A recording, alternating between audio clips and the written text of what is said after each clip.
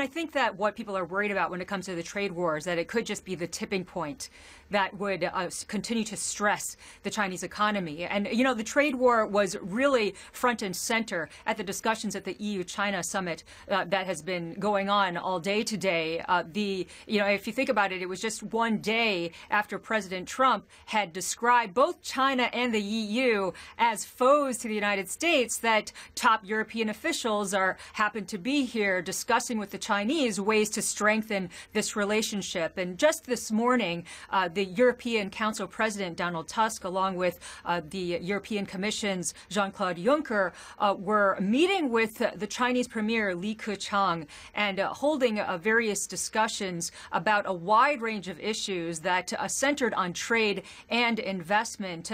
Just a couple of moments ago, the two sides had presented a common stance on the dangers of a trade war, and with Tusk saying it is the duty of Europe, China, America, and Russia not to start trade wars. He added that there's still time to prevent conflict and chaos, and a not so veiled attempt at criticizing the United States. Li, meanwhile, stressed the importance of multilateralism, saying that countries should discuss trade issues with all if the issue affects the international community. Now, Tusk has also called on Presidents Trump and President Putin in Helsinki to support reforms at the World Trade Organization. This is what he said earlier today. We need new rules in the field of industrial subsidies, intellectual property and forced technology transfers, reduction of trade costs, as well as a new approach to development and more effective dispute settlement. The aim of this reform should be to strengthen the WTO as an institution and to ensure a level playing field.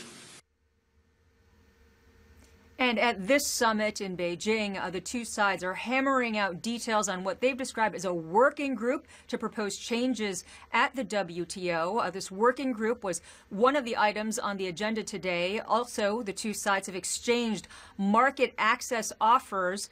These are steps that are meant to lead to an investment treaty. The Chinese premier was talking about some of the changes that China intends to make, saying that China will significantly raise its market access and lower its tariff rates, though he didn't provide any specifics.